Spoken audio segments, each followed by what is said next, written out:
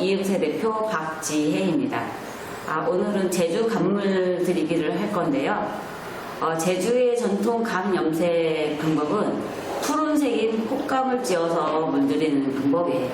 자, 여러분하고 같이 배워보도록 하겠습니다. 자, 감물 드리기인데요. 감물 드리기는 음력으로 백중절기에 적삼과 주위에 감물을 드리는데요. 이 무렵에 드리는 이유는 물이 많이 있고 색도 잘 나고 풀기가 있어서입니다. 그리고 토종감을 부르는 명칭은 폭감, 쫄감, 고래감이라고 하는데요. 폭감은 팥알처럼 작은 감을 일컬었고요.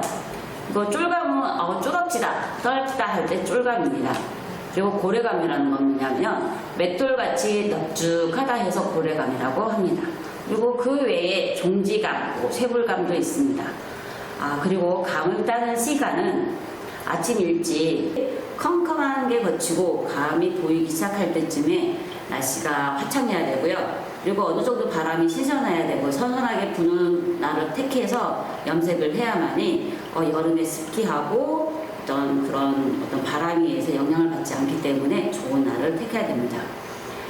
네 번째로 감을 드릴 때 사용하는 도구로서는 함지박이라고 얘기를 하죠. 남도구리에서 덩그러운 막대로 빻아서 사용을 합니다. 그리고 큰 방해나 요즘 말하면 방아라고도 얘기를 하죠. 에서는 쌀도 짚고 두 명이 공이로 빻아서 이렇게 작업을 한다고 하는데요. 예전에는 그렇지만 지금은 거의 남도구리나 아니면 믹서기를 사용해서 한다고 합니다. 자, 감 따는 시기인데요. 아까도 얘기했지만 캄캄할 때부터 서둘러서 희끗희끗하게 감이 보이기 시작하면 한다고 합니다. 제가 이제 사진을 보시면 알겠지만 제가 이제 감을 안고 있는 사진입니다. 저의 키에 몇 배가 되는 감나무인 거죠. 이 감나무의 나이를 얼추 계산을 해보시게 되면 자기 집에 있는 마당에 있는 감나무하고 비교해서 이제 비교하실 때 시간을 연수를 알 수 있을 것 같습니다. 한 100년은 넘었다고 하더라고요. 저희 동네에 있는 감나무입니다. 그래서 저희 이제 시어머님이 감나무에서 감을 따서 염색할 때 그렇게 이제 어떻게 하는 건지에 대해서 구술을 해주셨는데 같이 한번 보도록 할게요. 캄캄할 때부터 서둘러 희끗희끗 감이 보이기 시작하면 오빠가 올라가서 감을 따서 내려보낸다고 합니다. 그러면 씻어서 꼭지를 따고 방에 넣고 길다란 이제 둥이로 어른들이 물이 나도록 막 이제 부순다고 합니다. 그 나무로 나무 동이로 다 부순 거를 남도구리에 옮겨놓고 주물러 주는데 빨래하듯이 골고루 잘 주물르다 보면 그 감에서 이제 물이 나오면서 풀기가 있는 푸덕푸덕한 풀물이 나온다고 합니다. 골고루 옷에 물이 배이면 감 주시라고 하는데 감 찌꺼기라고 보통 지금 현대어로는 얘기를 하겠죠. 감 주시를 탁탁 털어내고 널었다가 그리고 시득시득하면 다시 천을 펴고 발로 밟아 손으로도 밟아주고 손으로도 펴주고 발로도 밟아서 손질을 해줍니다. 두세 번 감을 더 사용을 하는 거죠. 그냥 한 번 해가지고 물을 빼서 그냥 버리는 것이 아니고 그 감에서 한 번 사용했던 감에서 물이 안 나올 때까지 이제 사용을 한다고 하는 거죠. 거의 물이 안 나올 때까지 사용을 했더라도 다시 또 물을 붓고 그거를 이제 또 사용을 하는 거죠. 아주 으깨질 때까지 사용을 하는 것 같습니다. 더 이상 감물이 생기지 않으면 물을 넣고 다시 감물을 빼고 옷을 들였다라고 이제 했습니다.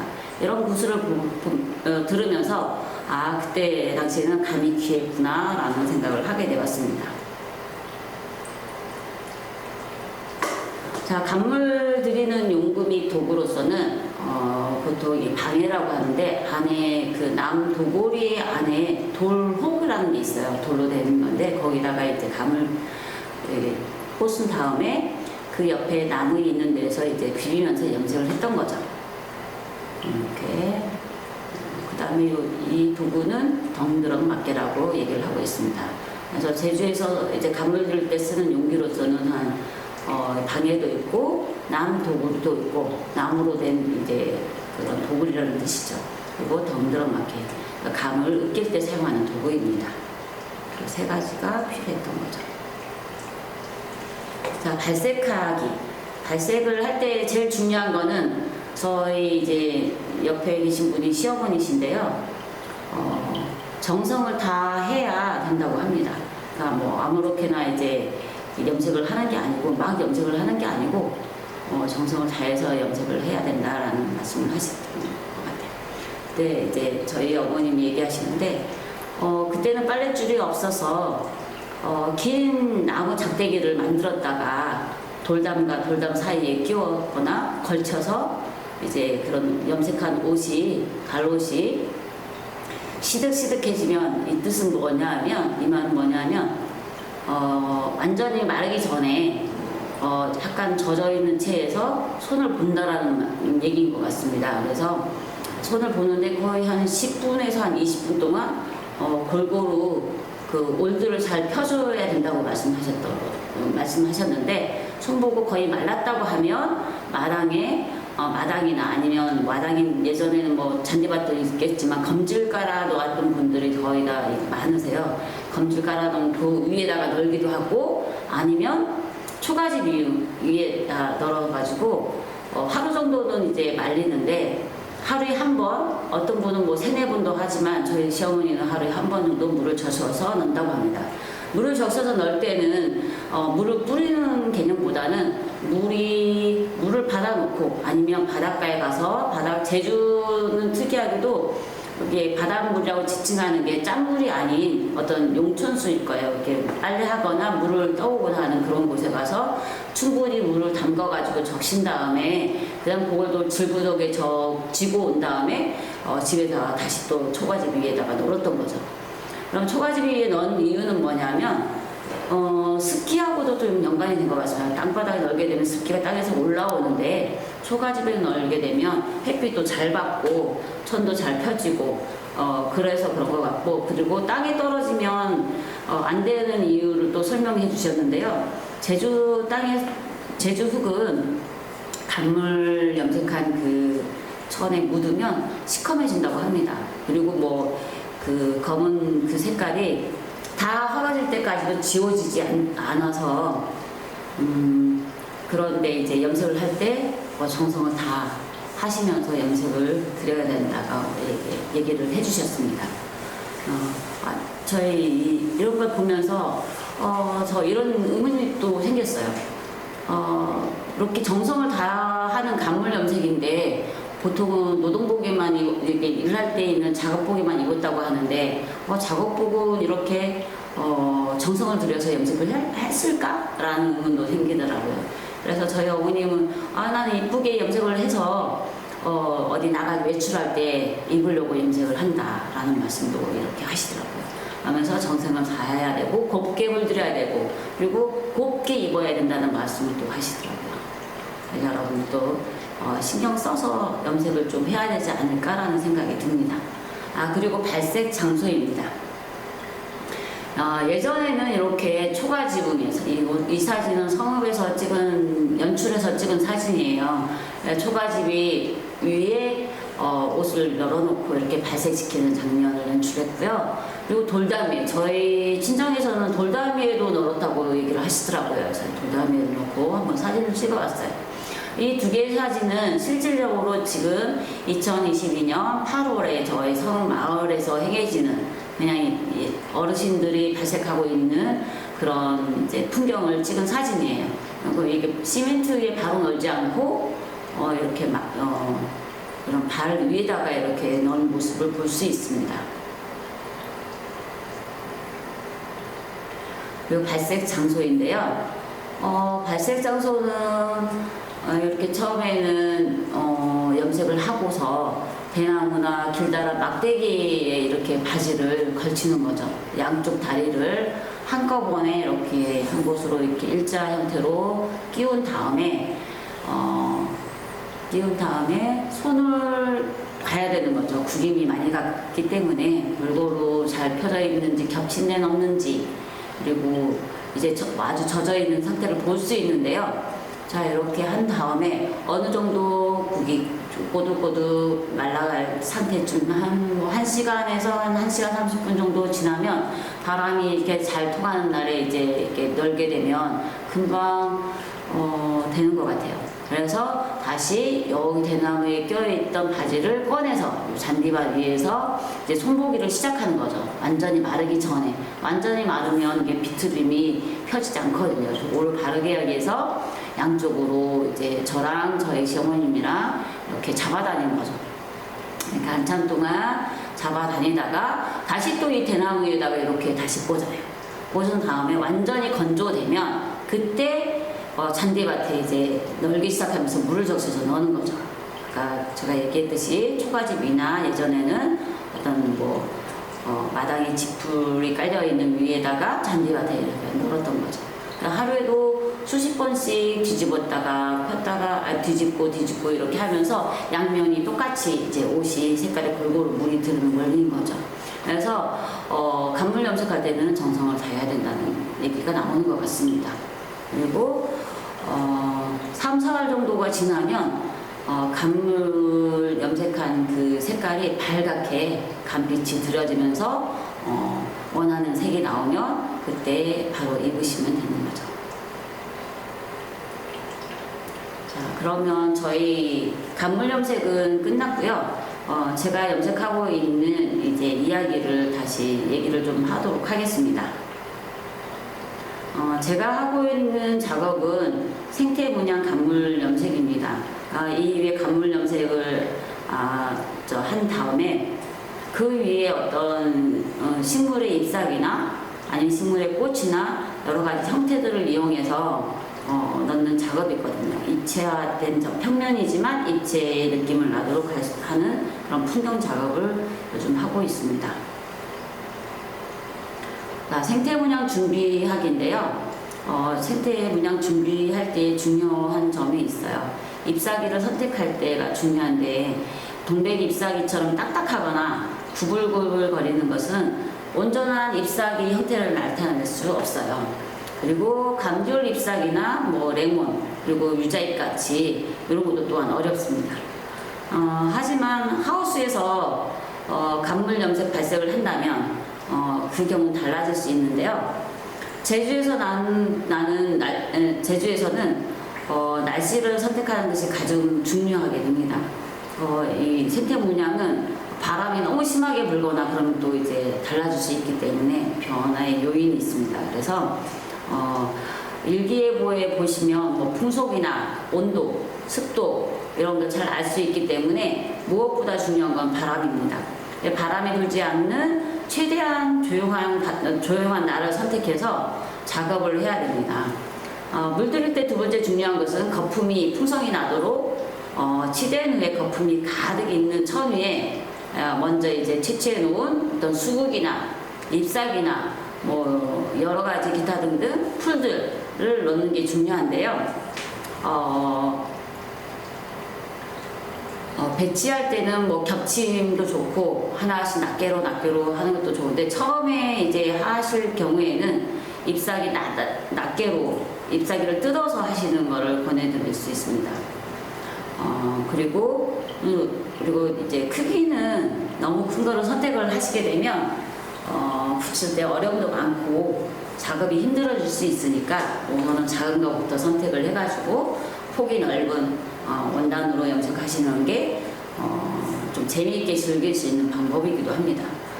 중요한 거는 여기에서 얘기했지만 염색을 할 때 물을 들이실 때 감의 즙을 짜서 대야에 놓고 천을 놓고 주무르실 때 엄청 시간을 좀 들여서 주물러야 된다는 거죠. 처음에 염색을 할 때 이제 거품은 이게 거품이 나지 않아요. 근데 오랫동안 주무르다 보면 한 10분, 15분, 20분 이게 시간이 지날수록 거품이 작아지죠. 이제 어떤 머랭같이 되게 부드러운 거품이 나고요.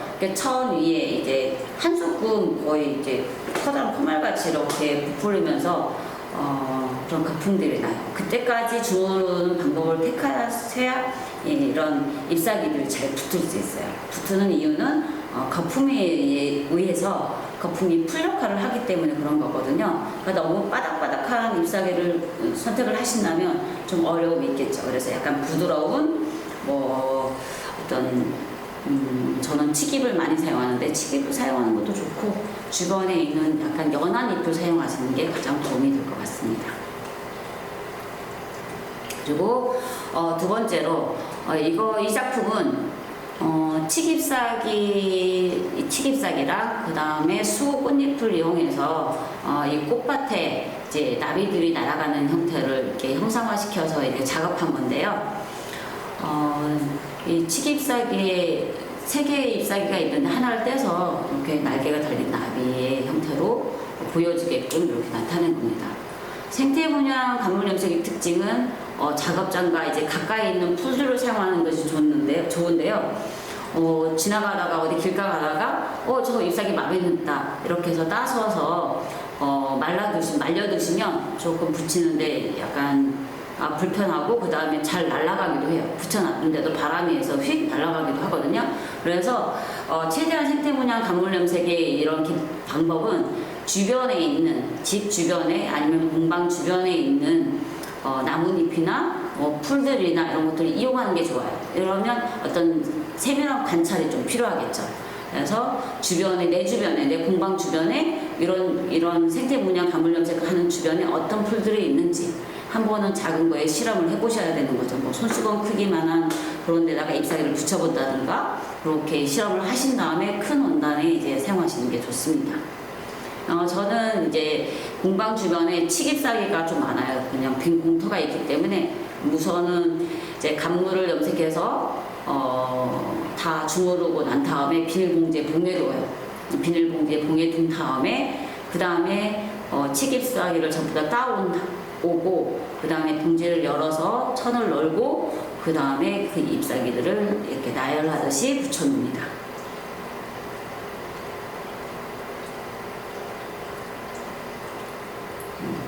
자, 붓그림인데요.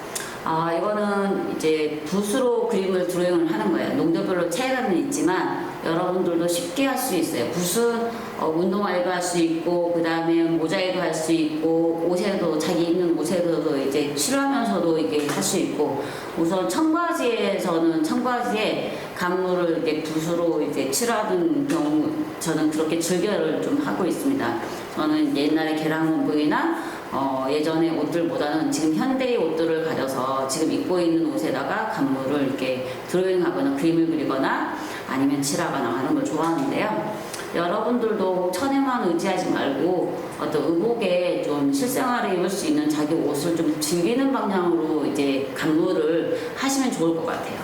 제 붓그림인데 저희 원단에다가 이렇게 했어요. 그러니까 이 붓이 가는 대로 방향대로 이제 그려지는 이런 느낌이거든요. 이렇게 겹치면 겹친 대로 더 진한 색이 나오고 겹치지 않은 부분은 하얀색 바탕이 그대로 나오면서 어떤 재미있는 연출을 할 수 있는 거죠. 그래서 이 그림을 그릴 때 7월 달에 따서 그리게 되면 마른 부분하고 젖어 있는 부분이 잘 구분이 안 돼요. 처음에 드로잉을 할 때는 보이는 것 같지만 지나가는 선이 말라버리면 선이 안 보이거든요. 그러니까 똑같은 바탕 색깔 똑같이 보이기 때문에 이게 이 드로잉하는 간물은 7월이나 8월 달에 따는 게 아니고 한여름에 따는 게 아니고 감이 어느 정도 이제 주황빛이 물들어가면서 노란빛이 물들어가면서 어떤 발갛게 익어갈 때쯤에 강판에 간다든가 아니면 착즙을 해서 이제 드로잉하시는 게 좋아요. 그러면 여름에 했던 거는 색이 선이 안 보이지만 얘는 말라도 색이 약간 주황빛이 있는 익은 감의 색깔이 나오면서 선이 또렷하게 보이거든요. 안 그러면 만약에 7월 달에 내가 간물을 염색을 한다. 꼭 그때 이제 내가 간물을 염색해서 드로잉을 해야겠다 라고 생각을 하시는 분은 거기에다가 치자를 간물에다가 치자를 쪼개서 넣은 다음에 시간이 지나면 치자는 직접성용은 물에 잘 녹잖아요. 그러면 그 씨앗을 전부 다 꺼내서 그러면 이게 간물 색깔이 연두 색깔이었다가 노란 주황빛을 띠는 색깔로 바뀌어요.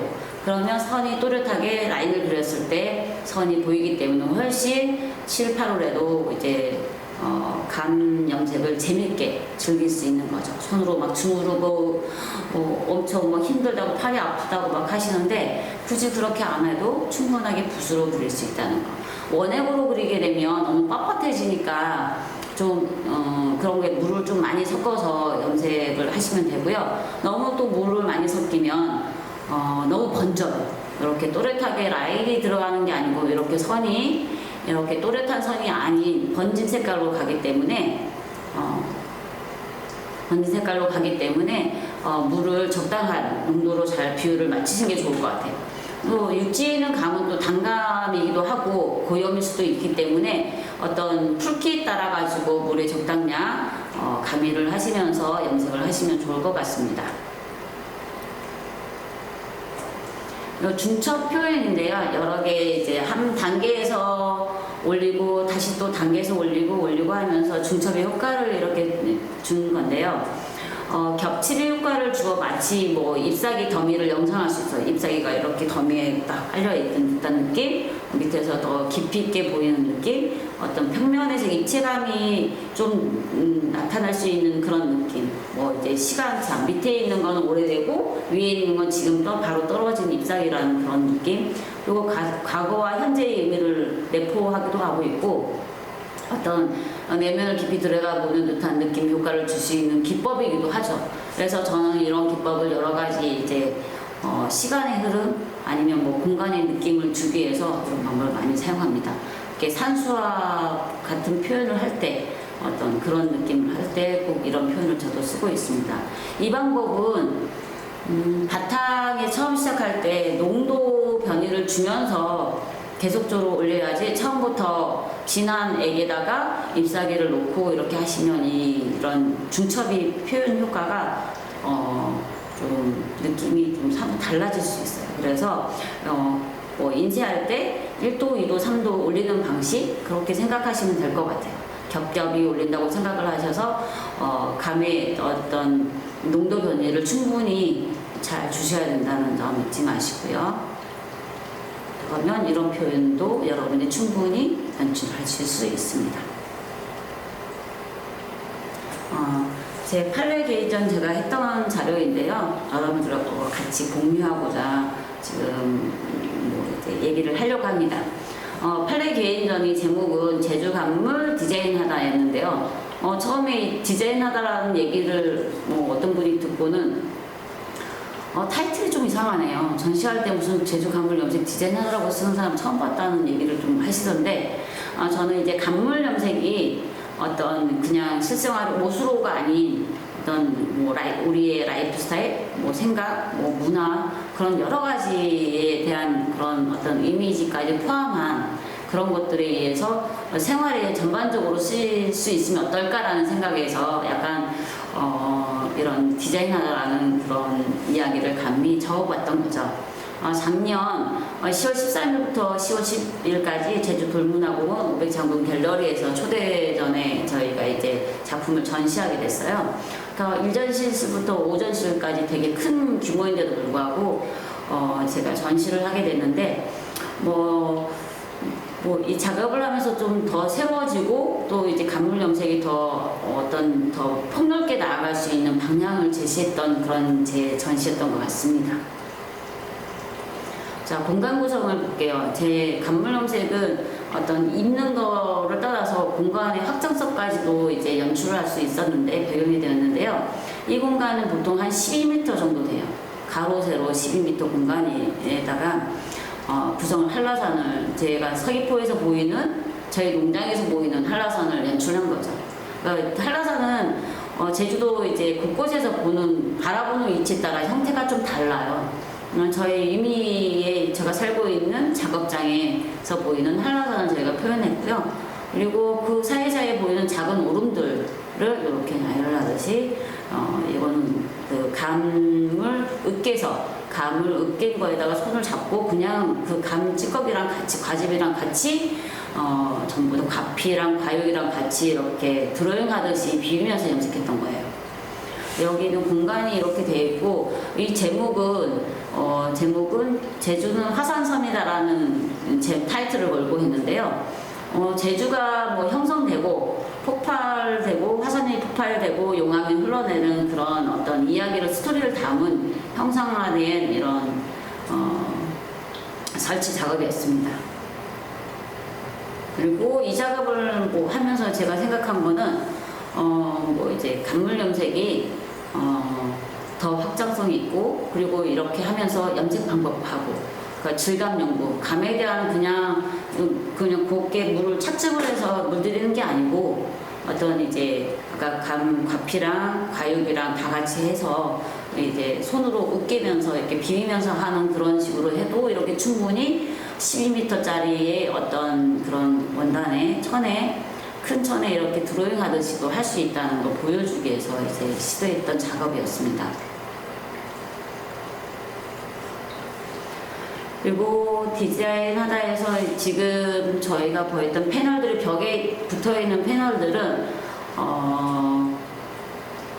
패널들이 5개가 있는데요. 이 5개에서 저희 작품에 이제 프린팅을 먼저 하고, 그 다음에 이제 저의 작품에 대한, 제 작업에 대한 이야기를 쓰셨던 두 분이 계신데요. 제주에 살고 있고 문화활동가인 김영진 선생님하고 나주 지금 천연염색문화관에 계시는 국장님이신데요. 지금 문화칼럼니스트로도 활동하고 계시죠. 이제 오랫동안 이제 제 작품을 바라봐 주셨고 온전히 이제 지원해 주셨던 분들이신데요. 그분들이 쓰셨던 저의 이제 칼럼들을 여기다 이제 저희 이 관람자로 하여금 이해를 돕기 위해서 이렇게 벽에다가 전부 다 기술해 놨고요. 이 코너를 관람자들이 되게 좋아하셨어요. 왜냐하면 저 작품이 이게 되게 엄청 많은데도 불구하고 이해를 도울 수 있는 감염색하면 뭐야? 라는 사람들이 많거든요. 감귤이야? 감물이야? 뭐야? 막 이렇게 하시는 분 되게 많으세요. 근데 이렇게 이해를 도울 수 있는 글들을 보시면서 그렇게 하는 거구나 라는 고의를 끄덕이시는 분이 많아요. 이 전시실은 제주도 분도 오시지만 관광객이 하루에도 수십 명, 수백 명까지도 오는 그런 공간이거든요. 그러니까 육지에서 오시는 분은 잘 모를 수도 있기 때문에 이런 게 아주 중요했던, 패널들이 중요했던 이제 전시였습니다. 그리고 공간은 엄청 이제 긴데요. 뭐 이제 이 높이는 보통 한 4m에서 5m 정도까지 된 것 같아요. 되게 높더라고요, 공간이. 이 작품은 3m 50 정도 될 거예요, 아마도. 폭은 150 정도 되고요. 그래서 이 옆에 있는 거는 한 6마를 제가 염색을 했던 것 같아요. 이 작품의 내용은 제주가 이제 바람이 많이 불잖아요. 제주가 많이 바람이 불고 또 지금 10월달은 특히 더 막 저희 농장에 한가득 이 낙엽이 뒹구는 시기이기도 해요. 그래서 오름의 표현을 했고요. 이 동글동글한 동그라미 뭐냐, 이게 원은 뭐냐. 그럼 이거는 햇살이라고 생각했습니다. 어떤 그런 병렬식으로 나열하듯이 제가 동그라미를 그렸거든요. 동그라미 큰 동그라미도 있고 작은 동그라미도 있는데 햇살의 느낌이 각기 뭐 강한 햇빛과 부드러운 햇빛을 이제 갖고 있잖아요. 그런 비유를 해서 공간 전체에 이제 구성을 했습니다. 약간 뭐 전통 방법과 현대 이제 모더니즘을 약간 통해서 이제 복합적으로 표현한 거죠. 그래서 어떤 그 제주의 간물 염색은 제주인의 어떤 그런 삶하고 대지의 느낌, 제주의 이제 어떤 대지의 느낌하고도 이제 색깔이 거의 뭐 같습니다. 그래서 어떤 생명이 잉태되는 곳, 어떤 뭐가 이제 그런 뭐 자생하는 곳, 그런 웅틈 그런 표현을 하기 위해서 이렇게 해봤습니다. 자, 제주 해녀 작품입니다.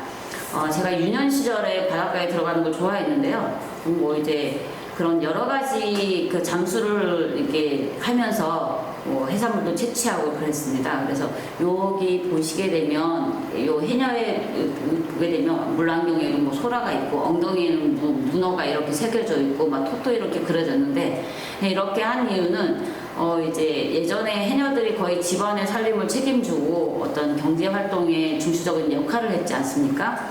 그래서 저는 어떤 해녀들이 물 잠수를 할 때는 어떤 해산물을 나는 뭐 꼭 채취하고 싶으면 뭐 채취해야 돼라는 어떤 목표의식을 갖고 해야 되는 그런 사명감 때문에 여기에도 이제 해녀의 마음가짐을 표현하기 위해서 이렇게 구성을 해봤습니다. 자, 라이프 스타일인데요. 홈 리빙이에요. 내가 생각하는 뭐 라이프 스타일의 어떤 그 이미지를 갖고 쿠션, 베개, 방석, 뭐 앞치마, 그 일반적으로 쓰이는 것들, 뭐 장식용품, 그리고 이제 뭐 거실에 걸 수 있는 그런 거, 내가 들고 다닐 수 있는 가방들의 그런 어떤 코너도 마련해가지고 제 오전실에서 이제 제가 이제 꾸며놓은 이렇게 홈 리빙 그런 제품들입니다. 그래서 요즘은 전시만 딱 하게 되면 사람들이 전시만 그냥 해서 그냥 보고 가고 저 큰 거를 내가 어디다가 갖다 넣어 이런 생각을 갖고 있는데 이런 공간을 마련해주면서 관람자들이 어떤 자기 생활 스타일과 가치관에 적합한 물건들을 하나씩 고르고 내 공간에 하나를 매치시키는 그런 걸 되게 좋아하시는 것 같더라고요. 그래서 작년에 전시할 때는 이렇게 뭐 그런 관람자들이 원하는 디자인이 가미된 형태의 제품을 선보이기도 했습니다.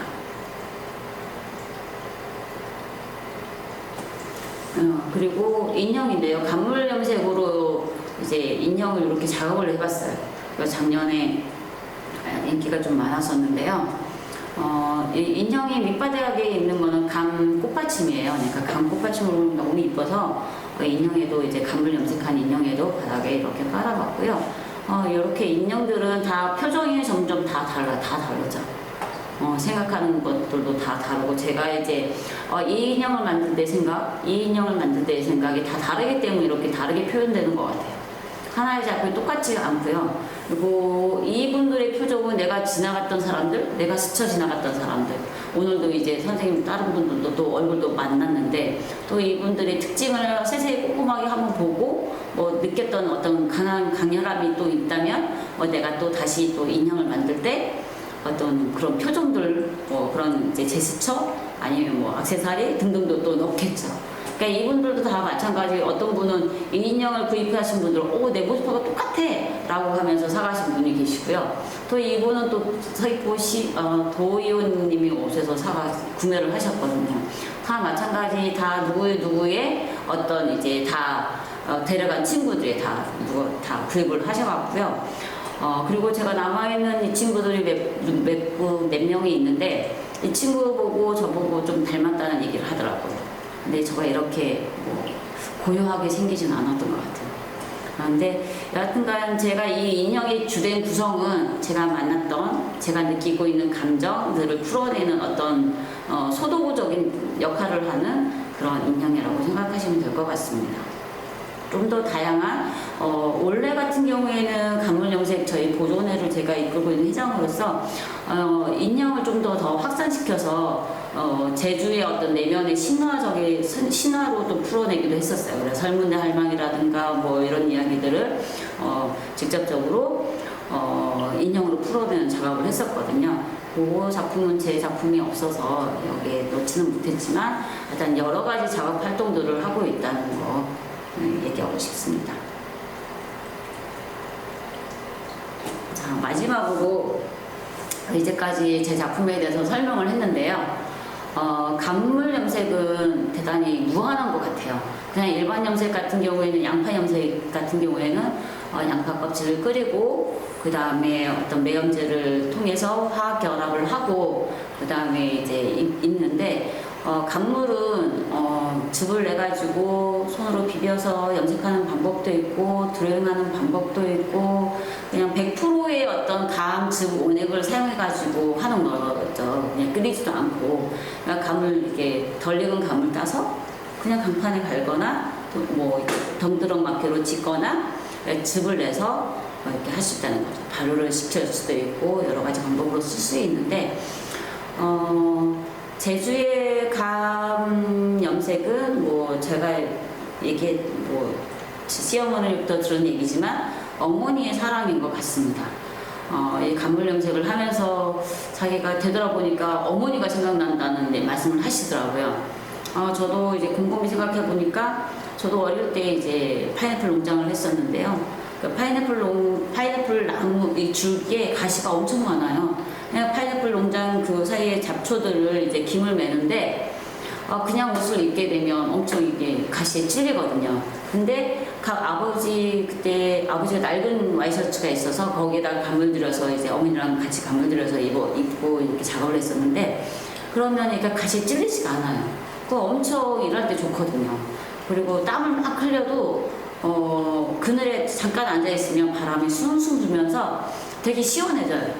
간물 염색은 그런 어머니의 사랑, 이제 더울 때 피부에 막 타지 않도록, 그리고 땀에 의해서 막 이제 옷이 막 감길 때 간물 옷을 입게 되면 감기지가 않거든요. 그래서 시원하라고 이제 그리고 뭐 가을옷 바지를 주면서 이제 예초하거나 아니면 이제 산소에 이제 성묘 가거나 이렇게 풀을 베거나 할 때도 거의 덤불 속으로 가잖아요. 가시에 찔리지 말라고 그렇게 가을옷을 이렇게 해주지 않았나라는 그런 어머니의 사랑을 느낄 수 있는 그런 간옷이라고 생각을 합니다. 그래서 이제 마지막으로 제가 표현을 이렇게 해놨습니다. 제주의 여름철의 햇살과 습기로부터 피부를 지켜내는 유일한 방법으로 어머니의 정성이 담긴 가족사랑 표현법이었다라고 얘기를 하고 있고요. 저도 그 길을 온전히 걸어가도록 노력하는 사람이 되도록 하겠습니다. 이상입니다. 감사합니다.